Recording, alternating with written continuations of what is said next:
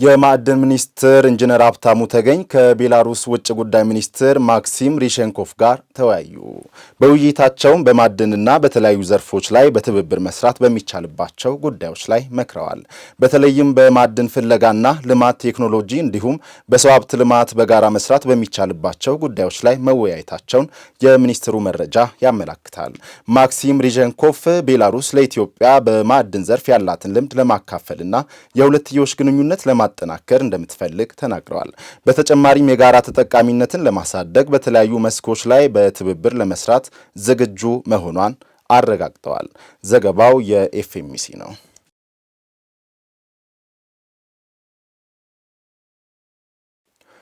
በአዲስ አበባ የተጀመረው የኮሪደር ልማት አሁን ላይ በ63 ከተሞች እየተከናወነ መሆኑን የከተማና መሰረተ ልማት ሚኒስትር ጫልቱ ሳኒ ገለጹ።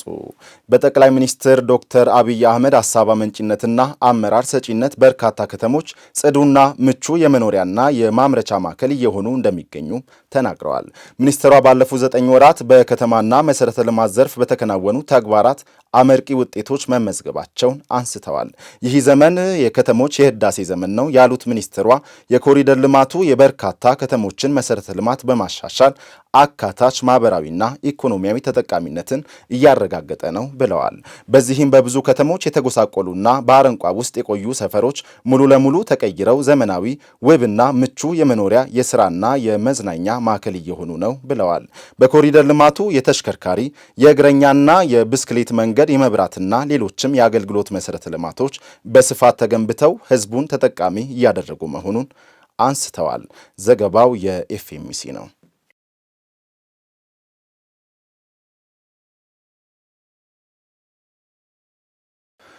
በበጀት ዓመቱ 9 ወራት የማክሮ ኢኮኖሚ ማሻሻያ ተግባራዊ ለወጪ ንግድ እድገት ጉልህ ሚና ማበርከቱን የንግድና ቀጠናዊ ትስስር ሚኒስትር ዶክተር ካሳሁን ጎፌ ገለጹ። የ2017 በጀት ዓመት የሶስተኛው ሩብ ዓመት የ100 ቀን አፈጻጸምና የተሟላ የማክሮ ኢኮኖሚ ትግበራ የ9 ወራት አፈጻጸም ጠቅላይ ሚኒስትር ዶክተር አብይ አህመድ በተገኙበት ተገምግሟል። የንግድና ቀጠናዊ ትስስር ሚኒስትር ዶክተር ካሳሁን ጎፌ በሰጡት ማብራሪያ በበጀት ዓመቱ 9 ወራት 2.6 ሚሊዮን ለሚሆኑ ዜጎች አዲስ የንግድ ፈቃድና የእድሳት አገልግሎት መሰጠቱን ገልጸዋል። ይህም ከአምናው ተመሳሳይ ወቅት ጋር ሲነጻጸር የ600 ሺህ ብልጫ ያለው መሆኑን ተናግረዋል። በድህረ ፈቃድ ክትትልና ቁጥጥር 250 ሺህ ነጋዴዎች የንግድ ፈቃዳቸውን ከህግ አግባብ ውጭ እየተጠቀሙበት በመገኘታቸው ህጋዊ እርምጃ ተወስዶባቸዋል ነው ያሉት። ባለፉት 9 ወራት የተመዘገበው የወጪ ንግድ ገቢ በታሪክ ከፍተኛ መሆኑን በማንሳት ለዚህም የማክሮ ኢኮኖሚ ማሻሻያው ትልቅ አቅም መፍጠሩን መናገራቸውን ኢቢሲ ዘግቧል።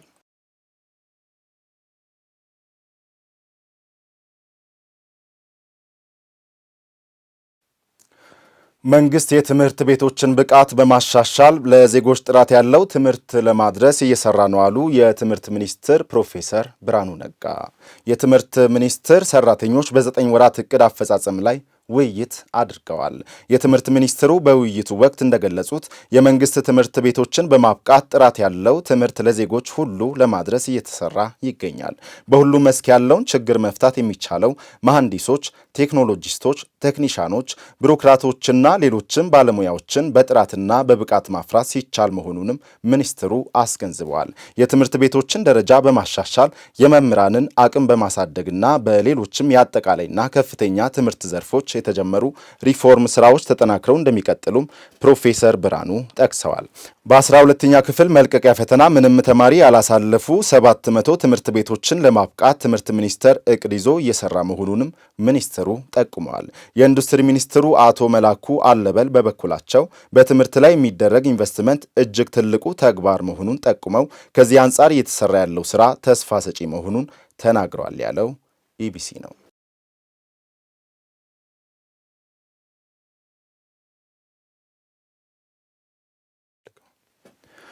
በምርት ዘመን ከሚያስፈልገው የአፈር ማዳበሪያ ውስጥ እስካሁን 10 ሚሊዮን ኩንታል የሚሆነው ወደ አገር ውስጥ መጓጓዙን የትራንስፖርትና ሎጂስቲክስ ሚኒስትር ዶክተር አለሙ ስሜ ገለጹ።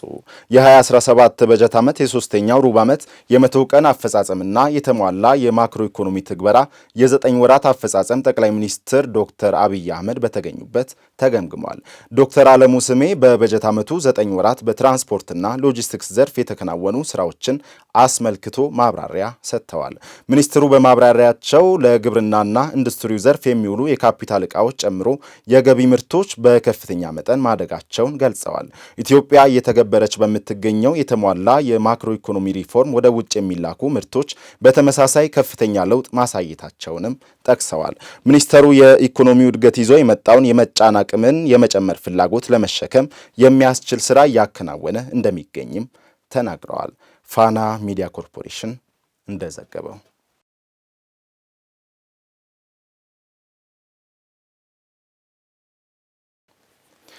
የራሱን ስያሜ አግኝቶ ወደ ዓለም ገበያ መቅረብ የጀመረውን የወላይታን ቡና በጥራትና በብዛት ማምረት እንዲቻል ስርዓቱን የማዘመንና ያረጁ ቡናዎችን የመጎንደል ስራ ተግባራዊ የተደረገ መሆኑን የቦሎሶ ሶሬ ወረዳ ቡናና ቅመማ ቅመም ጽሕፈት ቤት አስታወቀ።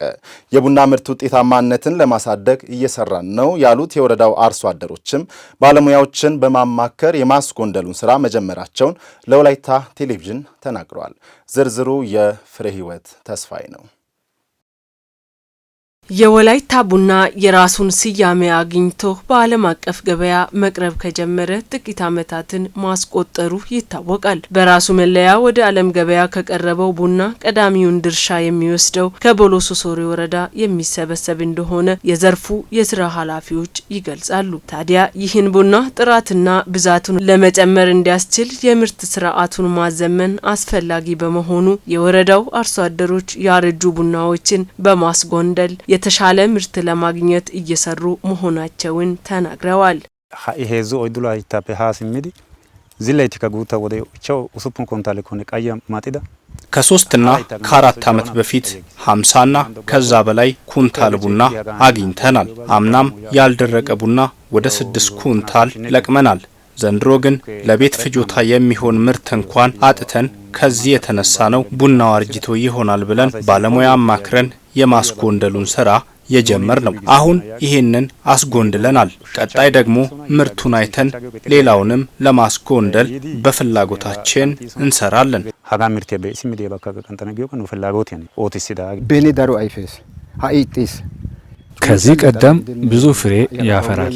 ምርት በጣም ቀንሷል። በጣም ከማርጀቱ የተነሳ ፍሬውን እንኳን መልቀም አልቻልንም። በዛ ምክንያት ተጎንድሎ ሲያድግ ምርት ይሰጣል ብለው የግብርና ባለሙያዎችም ያግዙናል። እኔም ደግሞ አስፈላጊውን እንክብካቤ እያደረኩኝ ነው። የካቡሊ ኢሬ ቡኪዮ ታንከሰሚ ጎያና ኦታና ያረጁ ቡናዎችን ማስጎንደል የምርቱን ጥራትና ብዛት የሚጨምር መሆኑን የጠቀሱት የዘርፉ ኃላፊዎች ለአርሶ አደሮች አስፈላጊውን ድጋፍ ግንዛቤ በመፍጠር ይህን ተግባር አጠናክሮ ማስቀጠላቸውን ጠቁመዋል። ከዚህ በፊት ያው እንደሚታወቀው ከ15 እስከ 20 ዓመት አገልግሎት ሲሰጥ ከ15 ዓመት በላይ ሲሆን ምርቱን ይቀንሳል። ስለዚህ እሱን ሰዎቹን አርሶ አደርን በማስተማር 27.5 ሄክታር ቡና ሽፋን አለው። በዛ ላይ የዘንድሮ እቅድ 3.5 ሄክታር ጉንደላ ለማካሄድ ችለናል። ያረጀ ቡና እደሳ ስራ ሲደረግ መጀመሪያ እንደ አላማ ማየት ያለብን ምርትና ምርታማነትን ለመጨመር ነው። ወደዚህ ስራ ውስጥ ስንገባ እንደ ወረዳ 168 ሄክታር ቡና እደሳ ስራ ለማድረግ አቅደ ነበር። እስካሁን ያው 161 ሄክታር እደሳ ስራ ሰርተናል። በዚህም ያው እንደምትመለከቱት ይሄ አቹራ ቀበሌ ነው። በዚህ ቀበሌ በዚህ አርሶ አደር ማሳ ላይ አሁን በዚህ ሰዓት 260 የቡና እግር ጉንደላ የተደረገበት ሂደት አለ። ግማሽ ጨረቃ ስራ ከተደረገ በኋላ ቡና ግንዱ በፀሐይ እንዳይመታ ማልቺንግ ተደርጓል። ስለዚህ ይህን ስራ ውስጥ ስንገባ በአንድ ቀበሌ በዚህ ቀበሌ አይደለም አጠቃላይ በ26ቱም ቀበሌ ወጥ በሆነ ሁኔታ በንቅናቄ መልክ ነው የተጀመረው። ኃላፊዎቹ በተጨማሪም የተሻለ ምርት ለማግኘት አርሶ አደሮች የተለያዩ እንክብካቤ ማድረግ እንደሚገባም አሳስበዋል። ቡናው እንትኑን እስኪያወጣ ድረስ ፀሐይ እንዳይመታ እንዲጠበቅ አድርገናል። ያው ጥበቃ ስራ አሁን ጉንደላ ሰርተን ጥበቃ ስራም እየሰራን ነን። የተጎነደለው ቡና ውስጥ አዝርት ሰብል ለምሳሌ በቆሎ አይዘራም፣ ስራ ስር ሰብል አይዘራም። በዚህ ላይ መዘራት ያለበት ቦሎቄ ለምሳሌ ቦሎቄ ይዘራል። ቦሎቄ ሲዘራ በውስጡ አይታረስም፣ ተኮትኩቶ ነው የሚዘራው። አርሶ አደሮች አሁን ወደዚህ ስራ ውስጥ ሲገቡ መጀመሪያ ባለሙያዎች የሰጡት የግንዛቤ ስራ አለ። በዚህ በተጨማሪ ከዚህ በፊት እዚህ ቀበሌም እዚህ አጎራባች ቀበሌም የተሰሩ የጉንደላ ስራዎች አሉ። ያን የጉንደላ ስራ ውጤታማነት በማየት ነው ወደዚህ ስራ ውስጥ የገቡት። ስለዚህ ይሄ የተጎነደለ ቡና ትክክለኛ እንክብካቤ ተደርጎለት የሚያስፈልገው ነገር ይሄ አሁን ቡና የኛ ቡና ኦርጋኒክ ቡና ነው። ኮምፖስት ያስፈልጋል። ኮምፖስት ተጨምሮለት ቡናው 2 አመት ውስጥ ምርት ይሰጣል። ይሄን ደግሞ ልምድ ከሌሎች አርሶ አደሮች በማየትና በመውሰድ ነው አርሶ አደሮች ወደዚህ ስራ ውስጥ የገቡት። የቡና ምርት ለመጨመርና ጥራቱንም ለመጠበቅ እንደ ቦሎሶ ሶሬ ወረዳ የተጀመረው ስራ ተጠናክሮ ሊቀጥል እንደሚገባ ተመላክቷል። በዲላ ከተማ በልማታዊ ሰፍትኔት ፕሮግራም አማካኝነት እየተከናወኑ የሚገኙ ህይወት ቀያሪ የልማት ተግባራት ተጠናክረው ሊቀጥሉ እንደሚገባ የደቡብ ኢትዮጵያ ክልል ከተማና መሰረተ ልማት ቢሮ ምክትል ኃላፊ ወይዘሮ የምስራች ገመደ ገለጹ። ምክትል ኃላፊዋ በዲላ ከተማ በከተማ ልማታዊ ሰፍትኔት ፕሮግራም እየተከናወኑ የሚገኙ ተግባራትን ከከተማው ቴክኒካል ስትሪም ኮሚቴ ጋር ገምግመዋል። በዚህን ወቅት ምክትል ኃላፊዋ እንዳሉት ፕሮግራሙ የበርካታ ህብረተሰብ ክፍሎችን ህይወት እየቀየረ የሚገኝ ነው። ይህንኑ ፕሮግራም በቀጣይ ጊዜያትም በአግባቡ በመምራትና ቅንጅታዊ ተግባራትን በማጠናከር የተሻለ ውጤት ማስመዝገብ እንደሚገባም ነው የገለጹት። የዲላ ከተማ ማዘጋጃ ቤታዊ አገልግሎት ጽሕፈት ቤት ስራ አስኪያጅ አቶ ምንተስኖት ከበደ በበኩላቸው ፕሮግራሙ የበርካቶችን ህይወት ከመቀየር ባለፈ በከተማው ውበትና ጽዳት ላይ አስተዋጽኦ እያበረከተ በመሆኑ በቀጣይም የበለጠ ውጤት ለማስመዝገብ በትኩረት እንደሚሰራ ተናግረዋል። ዘገባው የዲላ ከተማ መንግስት ኮሚኒኬሽን ጉዳዮች ጽሕፈት ቤት ነው።